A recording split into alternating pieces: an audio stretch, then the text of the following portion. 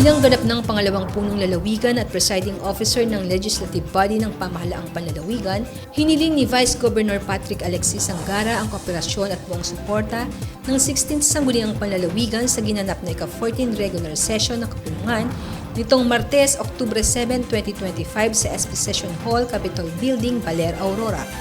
Ang naturang pulong ang kaunahang sesyon na pinangunahan ng Vice-Gobernador matapos ang kaniyang pagkakatalaga at panunumpa sa pwesto. Sa kanyang mensahe, hinimok niya ang mga lokal na mambabatas na mas paigtingin ang pagkakaisa mula sa mga panloob na aspeto hanggang sa mga legislative output upang maging mas makabuluhan ang serbisyo ng 16th Sangguniang Panlalawigan. Binanggit din niya ang tungkol sa pagbuo ng isang legislative agenda na naaayon at akma sa executive agenda ng punong lalawigan nang may pagsasama sa mga advocacy programs ng bawat mambabatas. Aniya, mahalaga ito upang magbigay ng legal na balangkas at suportang kinakailangan para sa pagpapatupad at pag-legalize ng mga plano at direktiba ng ehekutibo. Sa kahilingan ni Provincial Board Member Norma V. Palmero, nagbigay naman si Provincial Agriculturist Arnold B. Novicio ng update patungkol sa mga mangingisda at magsasaka sa lalawigan na naapektuhan ng mga bagyong Mirasol, Lando, Opang at Paulo. Ayon sa kanya, inihahanda na ng kanilang tanggapan ang mga ipagkakaloob na tulong at interbensyon para sa mga nabanggit na apektadong sektor ng agrikultura.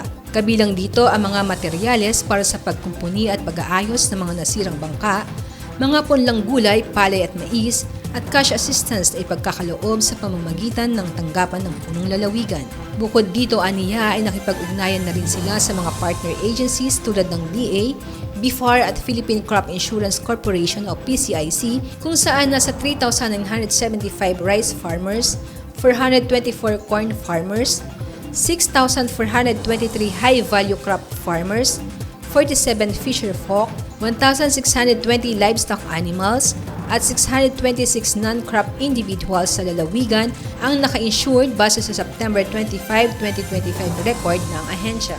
Ayon kay PA Novicio, malaking tulong ito sapagkat pinagkakalooban ng PCIC ang mga kasaping magsasaka at mangingisda ng kaukulang halaga ng pera upang matulungang makabawi sa pagkalugi na dulot ng mga natural na kalamidad at mga sakit o peste sa mga halaman. Gayon din, nagbibigay ito ng proteksyon para sa life and accident insurance. Kaya naman, hinihikayat niya ang lahat ng mga magsasaka at mangingisda na mag-apply o magpamiyembro rito. Makipag-unayan lamang aniya sa mga Municipal Agriculture Office para sa proseso at iba pa ang detalye. Dagdag pa niya, mayroon ding provincial insurance program ang pamahalaang panlalawigan para sa 1,000 farmers at fisher folk na hindi sakop o hindi kasali sa insurance na ibinibigay ng mga national agencies tulad ng PCIC at ng mga municipal LGUs. Samantala, pumasa sa ikatlo at huling pagbasa ang ordinansang inakda ni Vocal Sherwin G. Amatorio na nagpapatibay sa Samantala, pumasa sa ikatlo at huling pagbasa ang ordinansang inakda ni Vocal Sherwin G. Amatorio na nagpapatibay sa pagtatalaga ng pamahalaang panlalawigan sa pamamagitan ng provincial peso ng isang Barangay Employment Service Coordinator sa bawat barangay sa lalawigan upang mas mapabuti at mapalawig ang serbisyong pangtrabaho nito. Base sa ordinansa, magsisilbing ekstensyon ng peso ang mga ito sa pagpapalaganap ng eksklusibong impormasyon mula sa provincial o municipal peso na may kinalaman sa trabaho. Gayon din, magiging tungkulin ng mga Barangay Employment Service Coordinator ang pagmimaintain at buwan ng pagpasa ng updated Barangay Skilled Workers Registry sa municipal at provincial peso. Sa pamamagitan nito ay magiging mas madali at mabilis ang pagkonekta sa mga skilled individuals sa mga job opportunities, partikular na sa lokal na komunidad.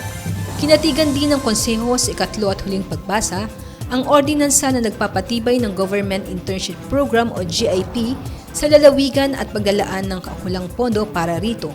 Sa ilalim ng GIP, bibigyan ng pagkakataong makapagtrabaho sa local and national government offices or agencies, maging sa mga government-owned and controlled corporations o GOCC, sa loob ng 3 hanggang 6 na buwan ang mga kwalipikado at karapat-dapat na kabataan ng mga bagong nagsipagtapos sa senior high o kolehiyo. Ayon kay Vocal Amatorio na siya ring may akda ng ordinansa, layo ng GIP na isulong ang mga oportunidad sa trabaho para sa mga kabataang nakapagtapos ng pag-aaral, lalo higit ang mga galing sa mahihirap na pamilya at hikayatin namang itong maging bahagi ng serbisyo publiko sa pamamagitan ng pagkakaroon ng karanasan sa pagtatrabaho sa gobyerno sa kanilang murang edad. Isang resolusyon naman ang inihain ni Bukal Jennifer Aranya upang bigyang pagkilala at papuri ang lahat ng mga guro sa lalawigan sa pamamagitan ng Schools Division of Aurora na agad na silang ayunan ng buong kapulungan. Ang nasabing pagkilala ay pinagkaloob sa isinagawang Schools Division Training for Transformation nitong Oktubre 8, 2025 sa Convention Center Baler, Aurora na malugod namang tinanggap ni Schools Division Superintendent Dr. Dante S. Parungaw, CESO 5. Ako si Nin Robles para sa PJ in Action, ulot serbisyo ng Kapitolyo para sa publiko.